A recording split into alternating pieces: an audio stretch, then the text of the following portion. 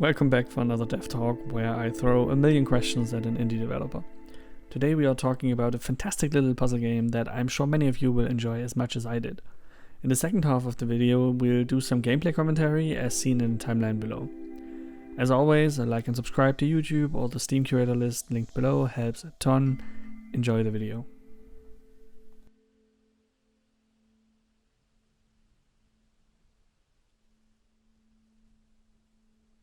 Okay, so thank you very much for finding time for that interview. Sure, yeah. So quick question upstart. So how are you feeling? You just got the launch out of the way. It's behind you now finally. How did that now go for you? It went okay. We didn't really have high expectations because it's like, it's the first game and stuff, and you don't really know anything about anything, to be honest. But it went well, and we got good reactions from the people who played the game. So people liked it, and we have positive reviews. So I guess that's good. And then we've been working on a patch for like some issues that people have had, both related to performance and bugs and stuff, and that's probably out this weekend or next week or something like that. But it's been good. It's been huge, like weight of our shoulders to finally get it out after we've been working on it for 3 years, I guess. 3 years? Yeah. Wow, that's a long time, especially for a smaller game. Mm-hmm. I mean, I really did enjoy the game too. That's why I was poking you about the interview, because I think it's definitely the type of game that many more people will enjoy. So I really wanted to see if this type of format can actually work to make this a better platform or a bigger platform for smaller indie devs.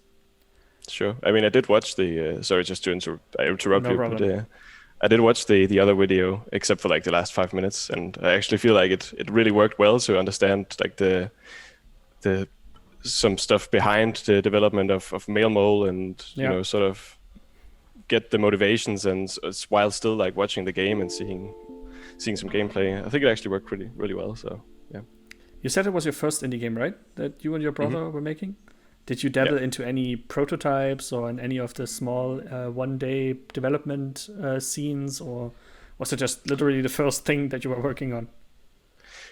No, I mean we've done plenty of like jam games. I guess you know what a game jam is, and we've attended like a bunch of physical game jams and stuff like in the past, and done our own small projects, and also it actually started as like I was still at university when we started. And it started in a sort of a prototyping session where we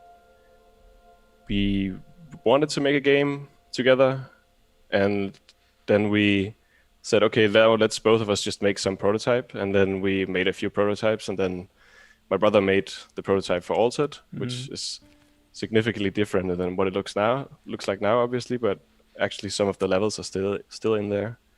And then we just kind of ran with it, and then running with it basically means learning everything along the way for 3 years until at some point you feel like you're done with a game.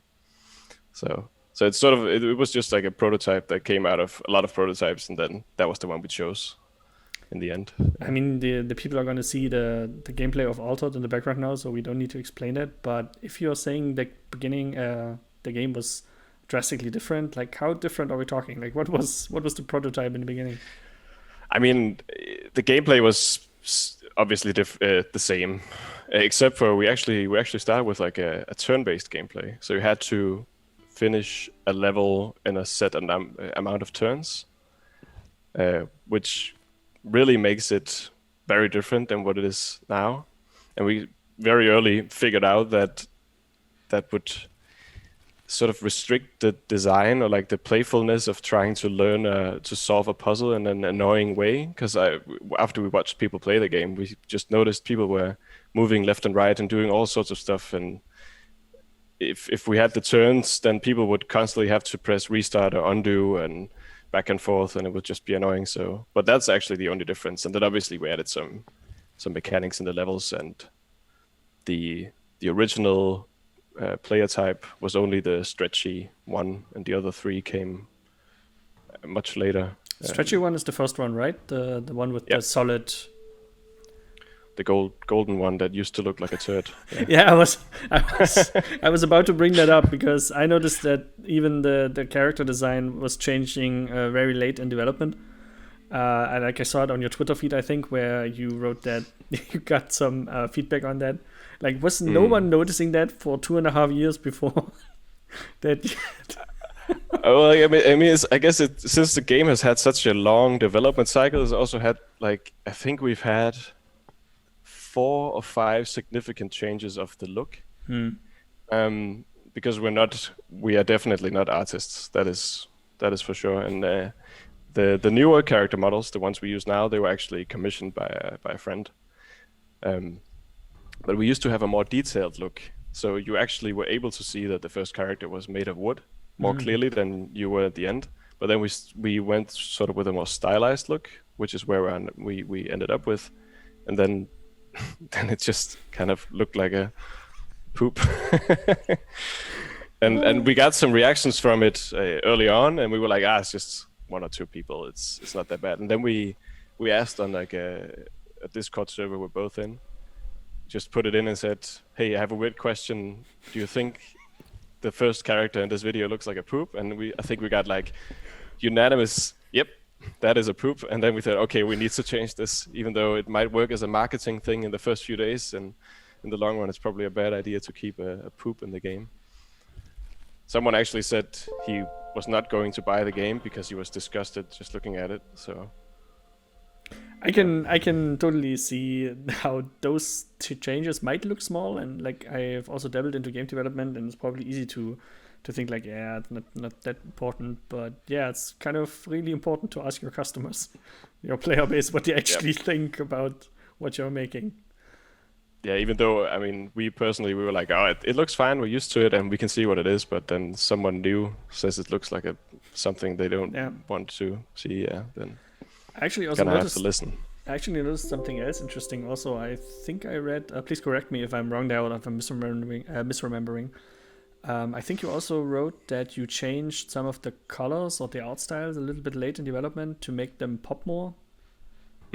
Because I'm not sure if you got that feedback already, but that was actually the reason why I was looking through the list of like 100 indie games that I had like on my Steam curator list and people writing me, and I was seeing your screenshot and it really popped at me, and I was really wanting to know what that game was about. So that was probably the reason why I asked you for the interview. So how did you decide on that? Like, was also somebody telling you like, hey guys? It was sort of a mix of both things. I mean, I wasn't happy with like the consistency of the look already. Like there was some things that were, it sort of looked like some things were not from the same game as other things, which, I mean, we kind of knew something was off, but we just hadn't had the time to properly fix it. And then I remember when we made our Steam page and we updated it with some new screenshots, we just saw that every screenshot at a distance looked exactly the same. It was just, even though it was from different worlds, they looked sort of like grayish brown, and you could almost like see people ignoring it based on just how that looked. And then we thought, okay, what if we just took, I don't know, some like crazy references, like we looked at some Ghibli movies and some other stylized games, and just thought like, okay, for example, The Witness, and we noticed that even though The Witness has a very realistic look, it actually has a really stylized look in terms of colors, and it just pops when you look at it. That was actually sorry. I was just gonna say, I guess if you're saying that it helped you, it made you want to look at it, then I think it kind of served its purpose well. So absolutely, like what you're saying, like I was also thinking of The Witness when I saw the picture of your game, and that crosses over a little bit into a different question I have, because you wrote that you enjoy making, or that you would like to make, a hard game that is easy to learn, easy to start, and the very smart thing about it, I'm not sure if you were aware of that, but I wanted to check out your game because I was curious if it was that type of game that The Witness is. Like puzzle, hard, and easy to start, because that's exactly those type of references that you're also invoking with that art style. Like, did you notice that you would be getting so close that you might actually, reference exactly what your game might be? Because I thought that was pretty smart. I mean, it probably wasn't 100% intentional, but I think it was subconsciously intentional, I guess, Mm. if you can say that, because we're both huge fans of The Witness, and just as you say, the simplicity in the design, almost like you look at something, and even though you don't understand it exactly what's happening, you kind of know how to start trying something, and then that kind of is the thing we try to convey as well, and like in the design in our game, and also in just, as you say, making sort of what do you say, like I want to say copying, but copying seems kind of like the wrong word. But anyway, Inspire. copying that inspired, yeah, that the feeling of not feeling overwhelmed by Mm. a puzzle, even though it's difficult. But and there obviously are levels where you feel overwhelmed, and there are in The Witness as well. But because of the tutorials and because of the way the thing is structured, you kind of always know that if there's something you completely misunderstand or something you really don't see how to solve, you're probably missing a level somewhere that you should complete first. And I think that is like the main thing we wanted to take from The Witness. And if I guess if we got so close that people sort of reference it themselves, then I guess that kind of, yeah, that was a good idea to take that in. How do you even approach that? Like, I mean, that's probably like more like a holy grail for many smaller indie game developers, where, like, of course we want to challenge and we want everyone to get easy into the game, because we don't want to lose them in the first 5 minutes where they think it's boring or they can't make any progress. So while you were developing the game, what are things or like aspects where you were like trying to make this design work, that it's challenging but it's also easy for people to get into? I mean, I think we found out we were able to make really challenging puzzles with the design already. So it's sort of like a top-down approach, I suppose. Like you make, or maybe it's more like a middle-out kind of thing, because we didn't make the toughest puzzles until later, but we made like some really hard puzzles, and then we figured out, okay, to understand this puzzle, you probably need an easier puzzle, and then you make an easier puzzle, and then you see, okay, maybe this is still too difficult, and then we make one before that. So I think actually from the first 10 or 15 levels, maybe a third or two-thirds of those were made really late in development, at least in level development, um, because that is like you sort of make some levels and then you fill out the spaces where you feel like something is missing. Uh, I'm not saying it's easy, and it wasn't easy, and there's definitely some places where it didn't work out as we expected, but that is sort of the approach we took to that, I think. Yeah. Did you always look for community and player feedback in that process, or was this more like in between you and your brother? I mean, it was mostly in between me and my brother, because not because we didn't want feedback, but because we probably were not that good at seeking it out, like at different points in the development. Hmm. But we did have a pre-corona. We had like a local game dev meetup in our city, which is like the place we usually tested the game. So that was once a week, and we didn't test it once a week, but a lot of people tried the game and sort of gave feedback, and usually we got some usable feedback, but most of the time it really was ourselves playing the game. And the good thing about being two puzzle designers on one game is that someone like the other one can design a puzzle, and then I can try it or he can try it, and then you sort of can almost measure from an expert level if you feel like this is a good puzzle, because you're an expert at the game and you're seeing a new puzzle. And then, but obviously the easier levels, we had to playtest those a little bit more, because I mean, easier levels in any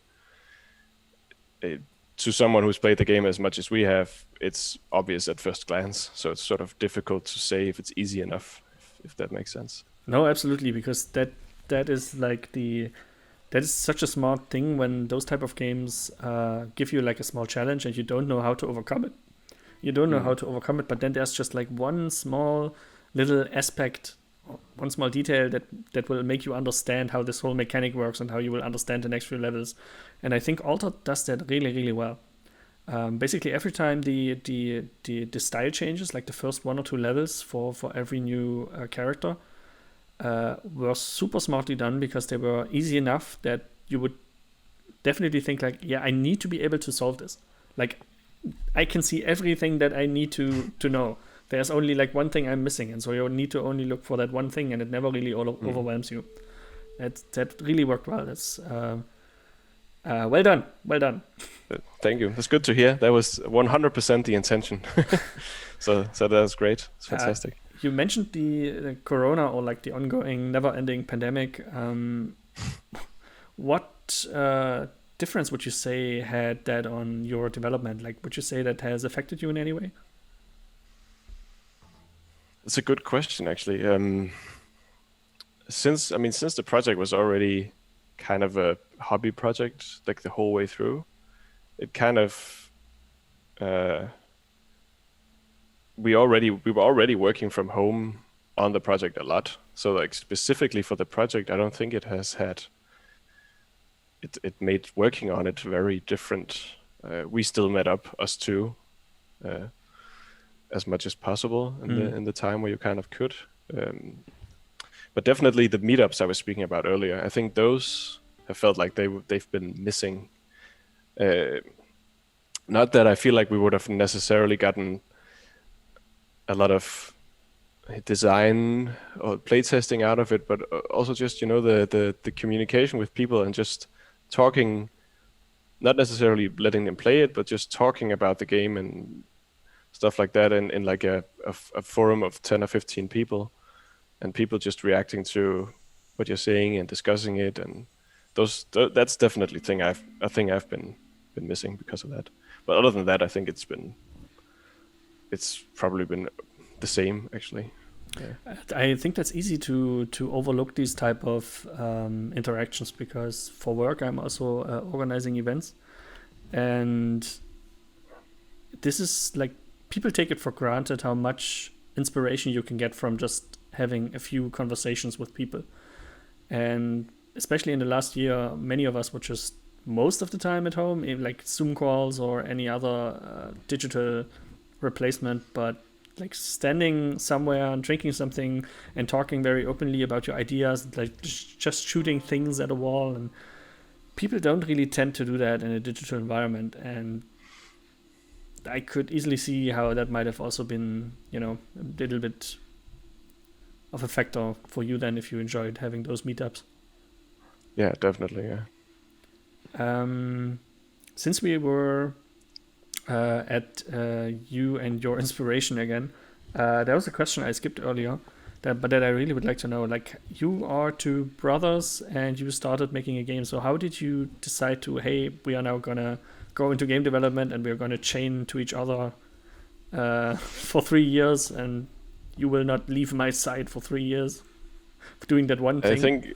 I think the intention was to release the game after 2 months originally, actually. So.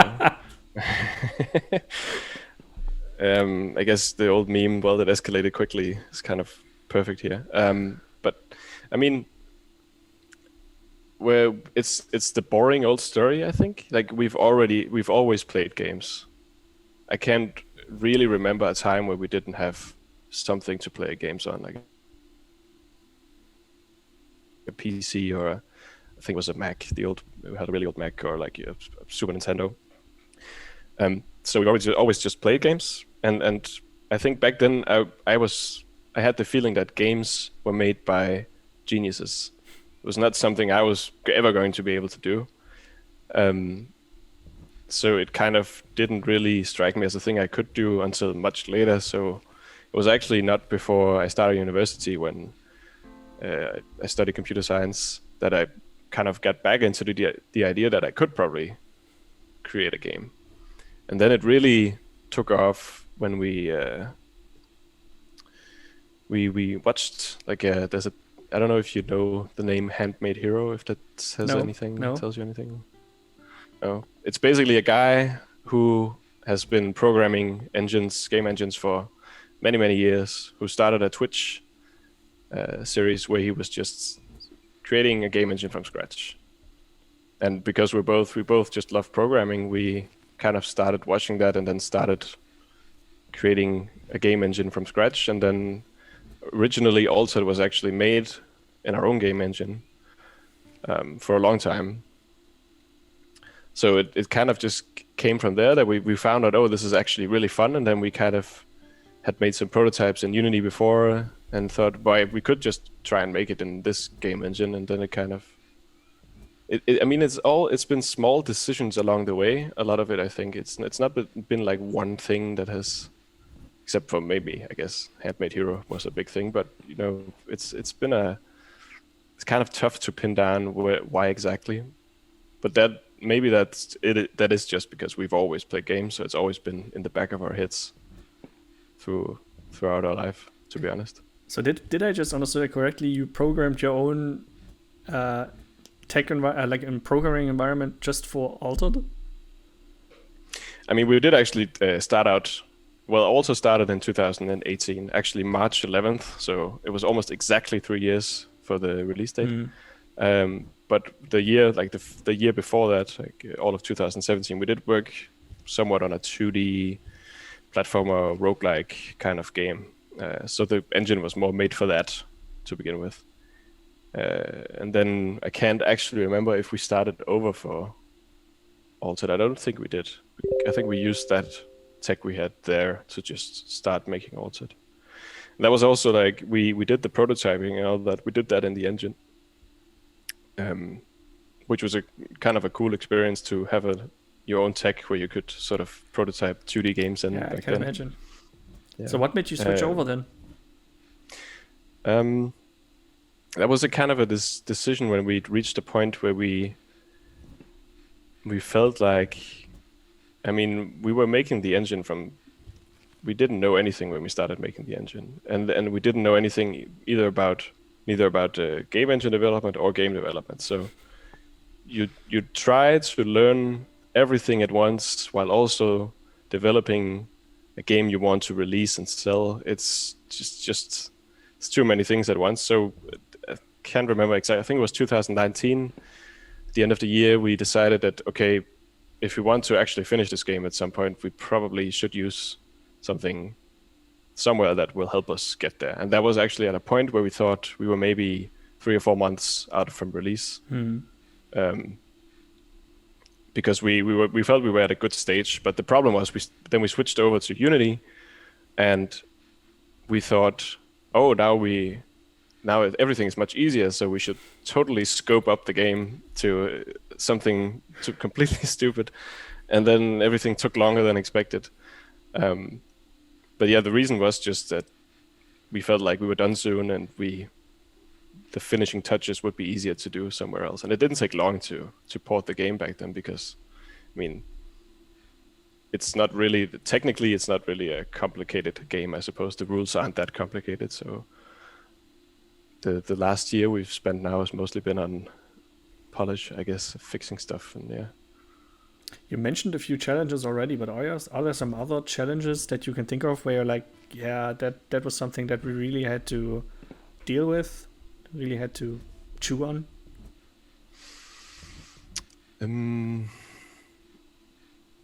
I think just the challenge inherently in not having finished a game before. Because I feel like at the stage where we started developing a game, we were very quick at prototyping and making something that was fairly good, where you could maybe release it for free somewhere. But I think we really underestimated how much time it takes to finish a game once you've reached a point where you feel like it is a game you want to finish. So that was a huge challenge, because there's so many things. I mean, there's the old thing with the last 10% take 90% of the time or something. It is so true. It's just it fit perfectly. I mean, we also made a lot of bad decisions along the way regarding the art style and stuff, because we just couldn't get something that we really liked. So I mean, that also put on a lot of a lot of time. But yeah, just the not knowing things was probably the biggest challenge, and I think the biggest thing we'll take on to the next project, of sort of being better prepared for the whole process. So since you offered the topic, what is the next project? Are you already thinking of something or anything you would like to work on? I mean, I think for now, since it was a hobby project and we're not going to make this a full-time thing anytime soon, I think for now we're sort of taking a little break from like a bigger project. But I mean, I think I have 6 or 7 small things I work on constantly, like either games or tech stuff or something. So there's always something I could pick up and work on, but there's no like big next glitch hard project for sure, not yet. Or is there something that you would personally think like, yeah, I would really love to do that? Or is that all just very evenly spaced out between your ideas? I mean, there's not a specific project that I'm working on that what I would really like to do, but I'm just making Altered. There's so many things I know I did wrong at this point, so I kind of want to make a puzzle game again and just do those things right. And then obviously next time if I release that, I'll say the same thing again. All the things I did wrong, I'll do it again, and then that's always how it is. But it's sort of inspiring to be able to design something you think is pretty good, but you still know a lot of places where you could improve on it. So I think I'll try and take that on to a next project. But I have no idea. It's totally fair. I'm just poking because could be. Yeah, you get the scoop. Yeah, exactly. Since you just mentioned that also as well, before, like if other indie devs are currently in their stage where they're like, yeah, they have an idea, they have a prototype, they're working on it.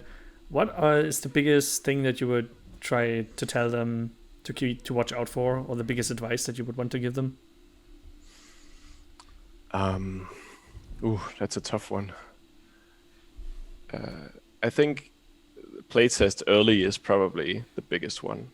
And playtest early doesn't necessarily mean believe everything the playtesters say to you, but sort of try and pick up on, let's say, I mean, there's always some things you personally know you'd like to improve, and obviously pick up on if the playtesters tell you that.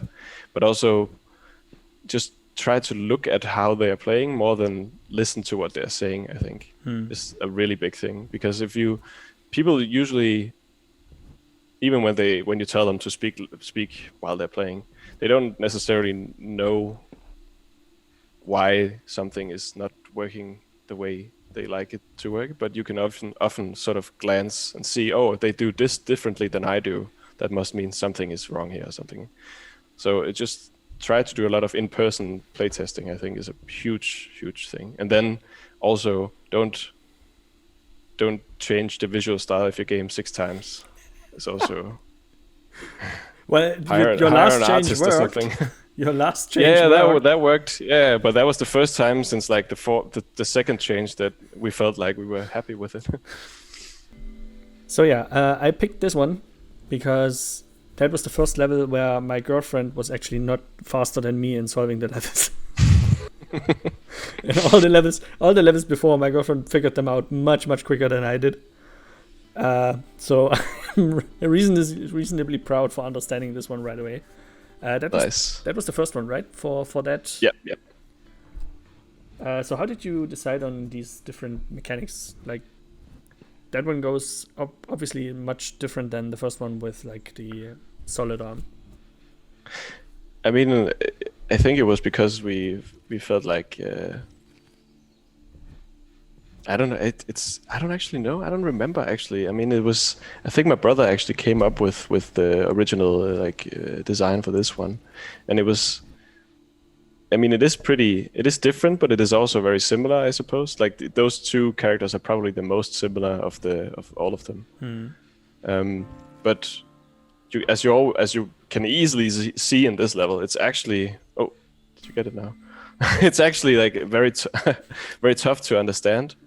for a lot of people. And I think you actually cleared it a lot faster than a lot of people I've seen do it. But it's kind of interesting because we figured out that the stretchy first player felt sort of limiting, because at some point we thought it was difficult to make difficult levels. Oh, And at that point, we thought, okay, let's try and see if we can make something where maybe we can make some more difficult levels. Which I guess we succeeded in that, because actually the feedback we're getting is that this character was probably the most difficult one. Oh, was it? Yeah, I think so. I don't know. We haven't actually gotten that much feedback on the last player, but yeah, I guess it was because we wanted to make more difficult puzzles. You also, I mean, the levels also differentiate a bit between the different characters.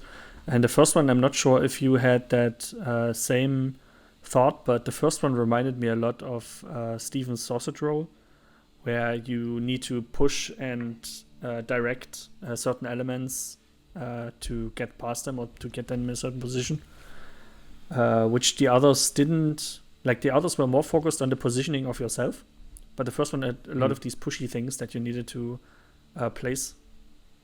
I think the game is obviously heavily.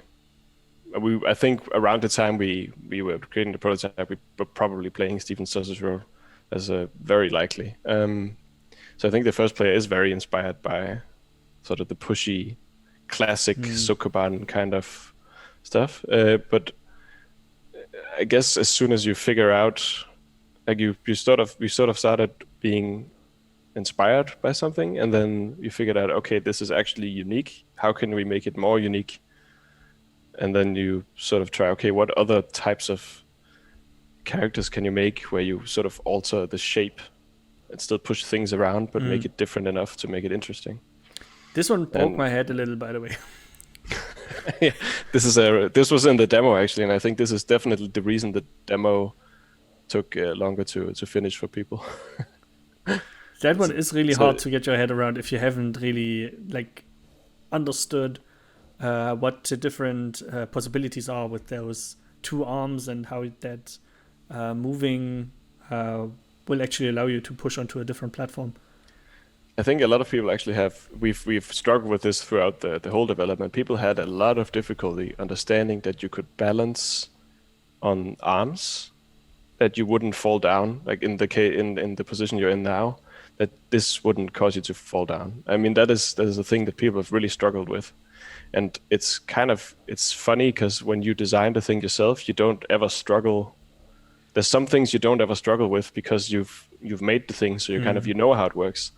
So that was actually one part where playtesting was really, really important to sort of see, okay, how can we improve this player? And actually the original one, I don't know if you've seen more original videos of where it was just cubes. No, I haven't.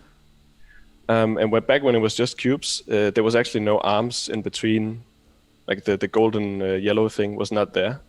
So it was just two cubes flying in the air. And that was incredibly difficult for people to understand, that the flying cube would let you balance on it. And that is actually the reason that we did the arms. So you could see that, okay, this is actually connected. And then the next challenge was then to make it so that you could go over walls with the arms and stuff. So this is probably the one with the most visual, like, gameplay being the main inspiration for the visual design. This is also a good example, since I'm stuck at this level forever.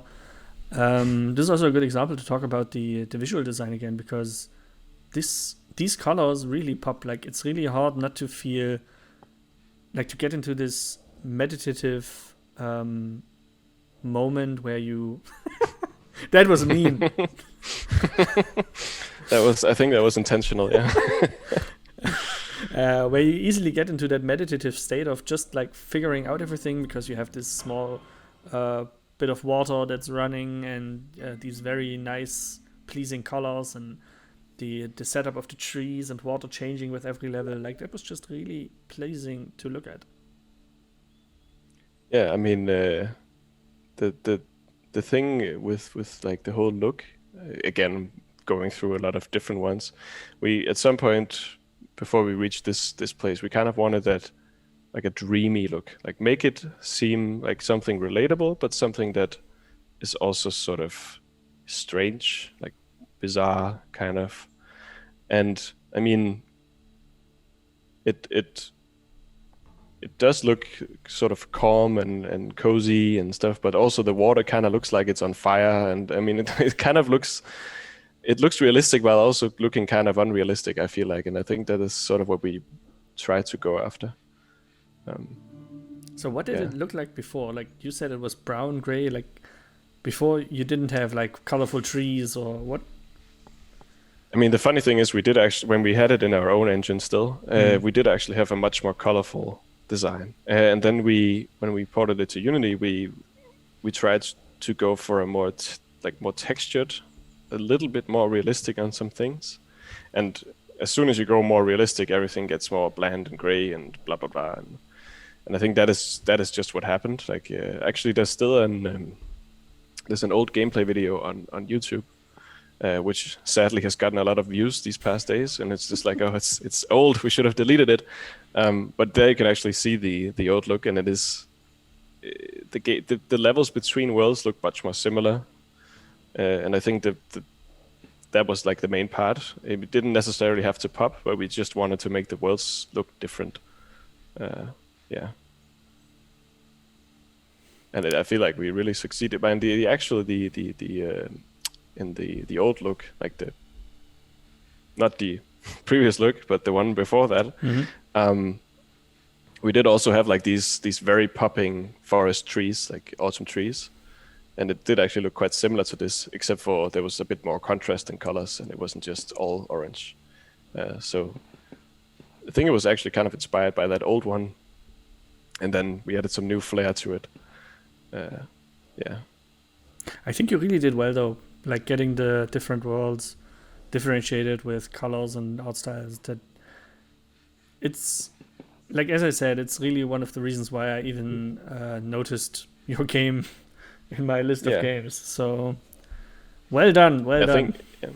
I think a lot of people notice. I mean, I do. I notice games based on visual style. So I Yeah. think that was also why it kind of popped out to us that we had to do something to, because we were already. Not, I mean, nobody knows who we are, so we were not gonna sell a huge amount of games anyway. So we might as well do our best to make it look more pleasing to people who, like you, look over 100 games, uh, and make them choose that game to buy it or test it or whatever. Yeah.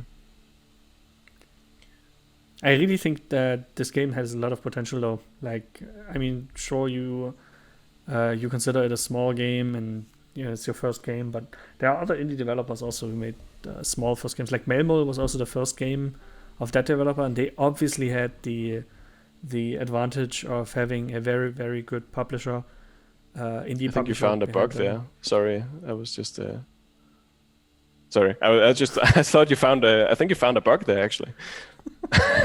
So thank you for good to know.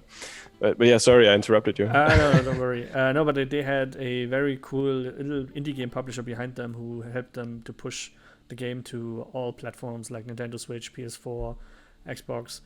And I noticed when I did my round of talking about Mailmole that it was much easier to get people to gather behind a game that's on multiple platforms, because it's easier to keep up that conversation about it.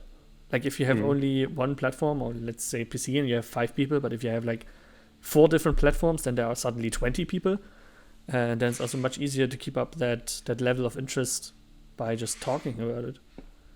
For sure, yeah. But still, I mean, they were also a small developer, and I could easily see a game like this that also heavily feeds into this puzzle inspiration. And I mean, especially stuff like Steven Sausage Roll or all these Sectronic games. Mm. There are so many people who love that and who would take any small game that just falls into that category that is well done, and yours is well done. So I really hope that you can still find a little bit more success with it. Yeah, me too. I mean, it is a genre where people that play these types of games, they usually play all of these Yeah. games. It's not like a game where, I mean, I don't know if somebody plays League of Legends, they might play other MOBAs, but they probably just play League of Legends. And it's kind of different with these types of puzzle games also because I guess they're more self-contained, small experiences usually. But there's been a lot of these games recently, and there's more releasing this year as well, and it's just a crazy time for the genre. So maybe it's just like a case of a lot of people making these games, and they're sort of helping each other be successful because people are sort of getting a taste for this more and more. Hopefully, that's my dream, at least. That one was also pretty fun. Like it's, Yeah, this is actually in the first world as well, the exact same level. but that is probably like every playtester probably slid along the water path into their doom on their first try, right? Everybody Yep. probably does that. Especially because it's usually the first time you try the water stuff, and then it's just like, oh shit. Yeah. Did you find that difficult to understand actually the water, or was No. it very clear to you? No, Okay, no. good. Like I mean, Because but that was also yeah. I know my video games, so once I slid over it, I was like it was easy to understand for me that it's one of those ice type sliding challenges Yeah. that you also have in those classic RPGs. Yeah, I think that one also stumped me a little. I mean, a lot of these levels were actually inspired by. Do you remember how much? I don't know how much Pokemon you used to play back in the day. Enough. Do you remember the sliding puzzles and like some of the gyms? Yeah, of There course. were like the ice and stuff. Yeah. There was a lot of these levels. There's one later on which is Mm. 100% inspired by exactly that. It might be the next one actually. I can't remember. Like the sort of the feeling of sliding different places and then ending up one place, and then you did something wrong, you have to go back, and yeah, that was actually heavily inspired by Pokemon, which is kind of funny. Since you Get just inspiration everywhere. Yeah, but since you just mentioned the next level, I think I failed at this level for like 5 minutes straight. So, quick question in the meantime. There is this hub world where you choose between the different characters and the different level challenges. Was that also already in the game from the start? Because that also seems to me like like a little bit of a concession for players to choose their own challenge, like to not feel frustrated with a single one, or did that enter the game later on? I mean, the one that is there now entered the game very late, actually. And the overworld is probably like the level selection is probably the thing that has gone through the most changes. I know I said we'd changed the look 6 times, but the overworld changed every time we changed the look, and then more than that. I don't remember I think the original level selection was just a list, which is like a linear list, which is kind of boring. And we had like a skip thing built in. But then at some point we decided we wanted to kind of mimic there's another thing that was inspired by The Witness. The feeling that you always have somewhere to go, even though if you're stuck on a puzzle. As you said, like you can choose when you're stuck in a puzzle, you can go out, and I don't know how often people actually do that, but I guess sometimes just having the possibility of leaving the puzzle and trying something different. Especially because sometimes there just is something you're not supposed to understand right now, maybe. I think that's super important. You probably also played Baba Is You, because everybody knows it. And like what I noticed the most about in that game was that sometimes you would feel stumped in a certain level. You just need to play 3 different levels, and then you come back to that same level, and you suddenly, like, you might not even have learned something new, but just because you could reset your brain and think about something else, and you're not stuck in that one assumption that you're constantly making, like I am doing in that level. Yeah. That is definitely true. And there's also there's sort of like a visual language you learn when you play puzzle games, where you maybe subconsciously you internalize something about how the game works, that maybe even though the puzzles you just cleared somewhere else, completely different mechanics, there's still something about moving within a world that probably helps you, like you say, reset your brain and say, oh, subconsciously I've learned something now, even though it is not directly related, and it's a very like complicated process probably in the brain, but I'm guessing it feels like that's how it works for me when I play puzzle games. Yeah. That I internalize the language of the game, and that is actually what is helping me solve the puzzles. If I had remembered how badly I effed up this level, I would have probably cut it out before. Oh god. It's only a few more minutes, I can see. Oh, you're actually leaving the level, yeah. But yeah, that's good, and we were just talking about it. It's a good example to like, you can leave the level and you can look around and see if there's something else you can clear. I think I went back to it and solved it afterwards, but yeah, at that point I was just not getting it whatsoever. Wait, did I not solve this level before? But yeah, that is the level that is identical to the other one. Oh, so why is there but with a different player. Oh. There we go. Yeah, I mean, it's identical to the other one, but with a different player, so it sort of gives you a little bit of a different challenge, okay. I guess. I think it was relatively similar though, right? Like, because you both case you needed to stretch out the arm in front, get stopped, and then move around. So I think the solution was pretty similar for both. Yeah, I think so. Yeah, right. Actually, I can't like internalize my own game enough probably to like. But yeah, I think the solution is pretty similar. But yeah, I mean, I liked a lot of the going back and forth between worlds, so you're not always stuck in one visual design, because I mean, it can get kind of boring looking at the same thing a lot of the time. So since we finally reached a new character, how did that one come about? Well, that was probably not inspired by a Pokemon game. No.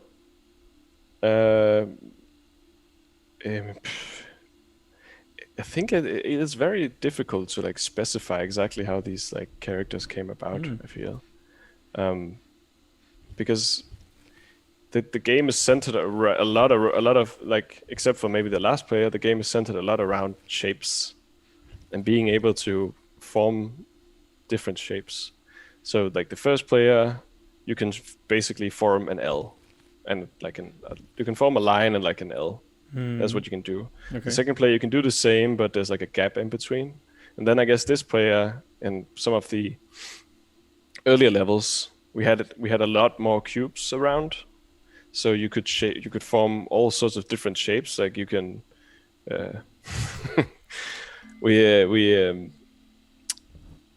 so we felt like, okay, if we can try and see if we can make a character where you can form different shapes, then you're already able to, then maybe we can make some interesting levels with that. And I think that's kind of where it came from, to be honest. I didn't understand how you can, like, that you would magnetize the cube and that it would move with you. So I was just pushing it out of the way because I was figuring out if the cube would be something that would land on the floor and then I would need to walk over it. Yeah. So, but you probably had a good aha moment once you figured it out. Yeah, definitely. And then also the levels, I think they also became a bit easier than the last levels of... like, I think this was a bit easier than the stretchy one. With his flimsy arms. It's so funny to me that not funny. It's interesting to me that the stretchy Seeker, the other one, is more difficult to people. But that is because like that character was made long before this one, so it's been a part of, let's say, the game for longer. So we've internalized it for longer. So it's sort of funny to see the reverse for players playing the game, that they think it's more difficult. Yeah, I think it's actually interesting. I think it's actually because the flimsy arm stretchy one, you need more abstract imagination to actually think about where your arms are going to land and what's holding you up. Like with the magnetic guy, it's easier to just see what you're getting like even in the other levels where you need to make specific shapes, you could easier see what you're doing and then just try to envision it. That was a bit harder with the other one.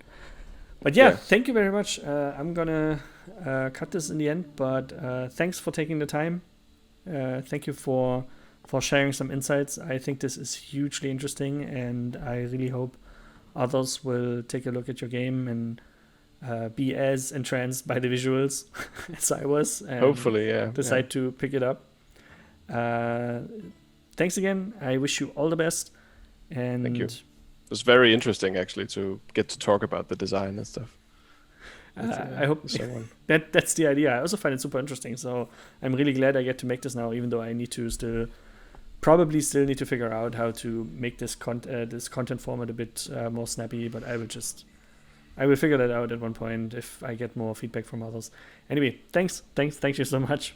Best of luck. Thank you too. And see you soon. See you.